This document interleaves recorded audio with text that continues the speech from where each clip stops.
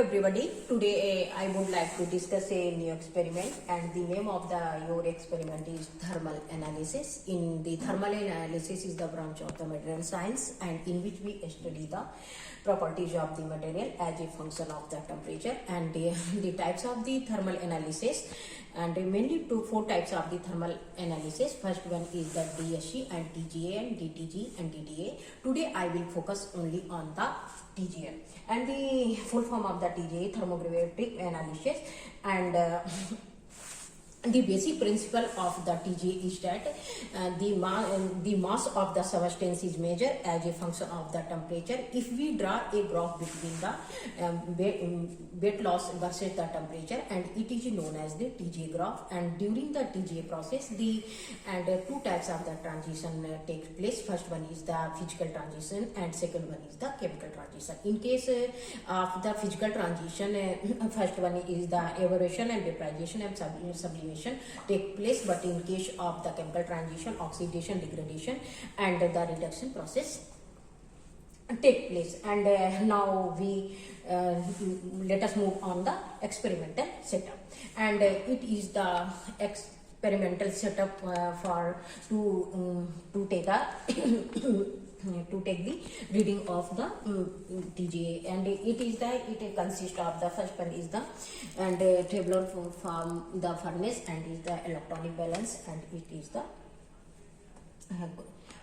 your furnace, and the furnace should be designed in such a manner it provides a linear heating range, and by using here it is a the sample holder, and it is also connected with the thermocouple, and using of this the electronic balance you can take your reading and make a table between in this manner, and by using the temperature from the furnace, and it goes to the different from the different weights, and you can start the reading from the 40 degrees Celsius and not to the 550 degrees Celsius, and with a difference of the 5 degree Celsius, and in this manner you can make a table and temperature and weight, and after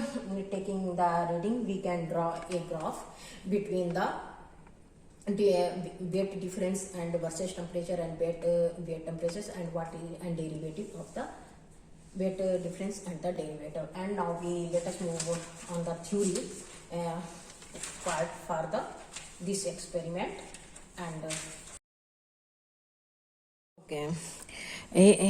Here we have taken a sample. The name of your sample is magnesium oxalate dihydrate, and the formula of the magnesium oxalate dihydrate is Mg(C2O4) into 2Hd, and the decomposition of the sample in this manner. Mainly the magnesium oxalate is decomposed in two steps. First one is this one, Mg(C2O4) into 2H2, and after heat Mg2 is breaks into two parts, and Mg(C2O4) plus 2H2. After that the reaction goes, and MgCO3 plus Cu, and after that MgO CO2. There is the gas, and it is the also get, and MgO is a stable component, and you can see and a overall reaction of this compound in this manner. First we MgCO2 into H2 at 150 degrees Celsius, and then the final product is MgC2O4. After that MgCO3O4, and the final product is stable, and which is known as the magnesium oxide. And some molecular weights are here, which are most important to calculate the how much chemical is left, and this is the MgCO2O4, and the molecular weight is 148.3, and for the MgO 40.3, and CO2 44, and 2H2 in 36, and CO is and 228. Now we can calculate how much the material is left after TGA, and here the initial weight of the MgCO4 into 2H2 over our 275 mg, and final weight left in the 74 mg. And first we calculate theoretically this, and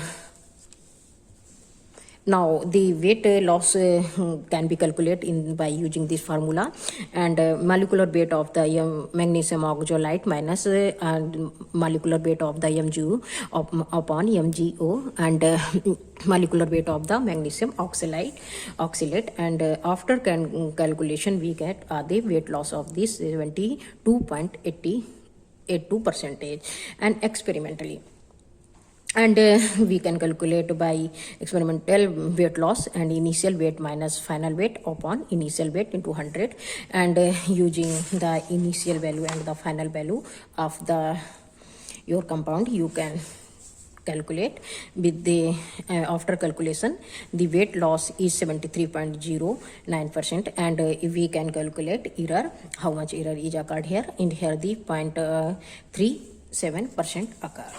Now we discuss about a graph, and this is a graph which I draw between the weight versus temperature, and here the different types of the regions are here. First one is the H2 evaporation, after that stable MgC2O4 and CO2 evaporation and the stable. And first we on the basis of the temperature 40 to 200 degrees Celsius, gradually loss of the weight due to the moisture up to 100, and further due to the removal of the water. And you can see here this one is the H2 evaporation. After that, and 200 to 350 it shows the stable nature, and which is the MgC2O4. After that 350 to 450, yeah, it is very clear CO plus CO2, the gas evaporation is occurred, and after that a stable compound found, which is known as the MgO.